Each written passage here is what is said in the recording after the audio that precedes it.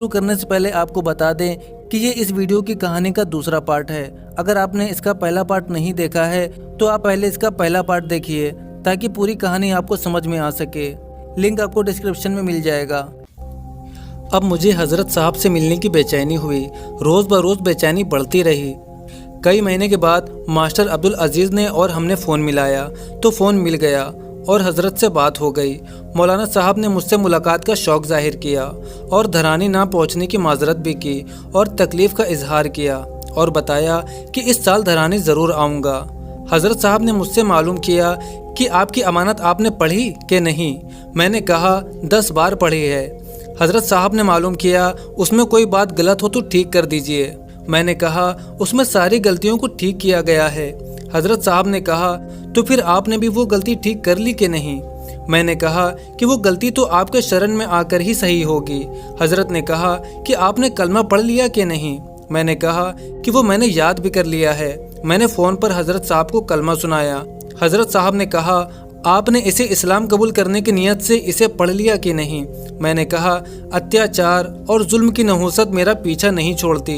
हज़रत ने कहा इसका इलाज भी यही है कि आप सच्चे दिल से कलमा पढ़ लीजिए। मैंने कहा कि हज़रत साहब आप ही पढ़ा दीजिए, शायद मेरी आत्मा को कुछ शांति मिल जाए। मौलाना ने फ़ोन पर मुझे कलमा पढ़ाया और हिंदी में ज़रा तफसील से कहलवाया, तौबा करवाई और मेरा नाम अब्दुल्ला ठाकरे रख दिया और मुझे मरने के बाद क्या होगा, इस्लाम एक परिचय, इस्लाम क्या है, हिंदी में अंग्रेज़ी में पढ़ने का मशवरा दिया और मौका लगाकर किसी पढ़ी लिखी जमात के साथ वक्त लगाने का मशवरा दिया और ये भी ताकीद की कि जमात में जाकर आप ये ना बताएं कि मैंने इस्लाम कबूल किया है और ये कि शिवसेना का मैं एक्टिव मेंबर रहा हूँ। बहरहाल मैंने पूना से आज़म कैंपस की एक जमात के साथ वक्त लगाया।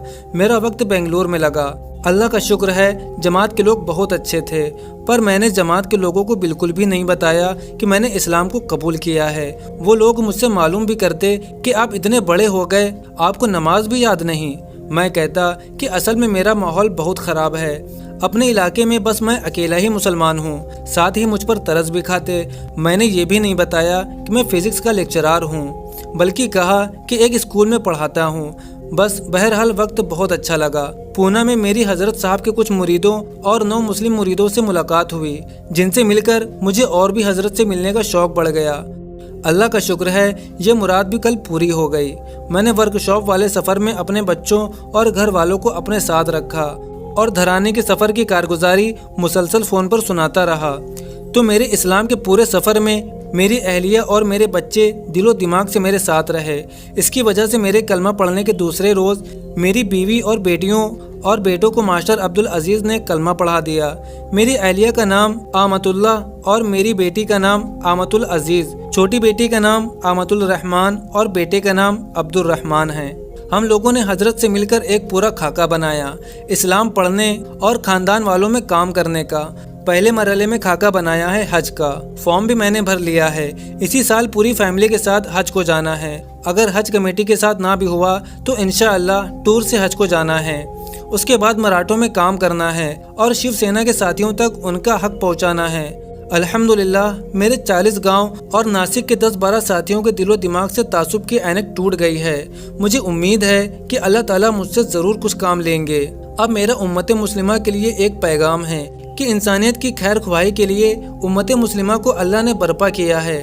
इस खैर ख्वाही के लिए जीना मुसलमानों के सारे मसाइल का हल है।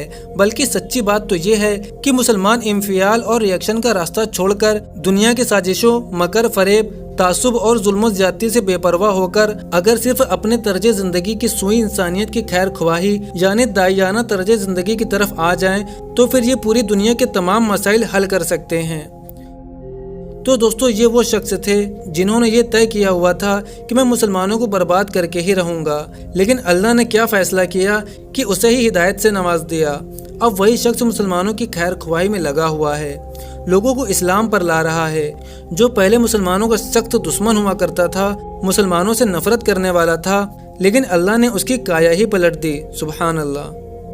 दोस्तों अब आप अब्दुल्ला ठाकरे उर्फ ठाकरे सिंह के बारे में क्या राय रखते हैं, हमें कमेंट करके ज़रूर बताएं। वीडियो पसंद आई हो तो वीडियो को लाइक करें और इसे ज़्यादा से ज़्यादा शेयर करें। اب ملتے ہیں آپ سے ایک اور نو مسلم کی سٹوری کے ساتھ، تب تک کے لیے اپنا بہت سارا خیال رکھیں۔ السلام علیکم ورحمۃ اللہ وبرکاتہ۔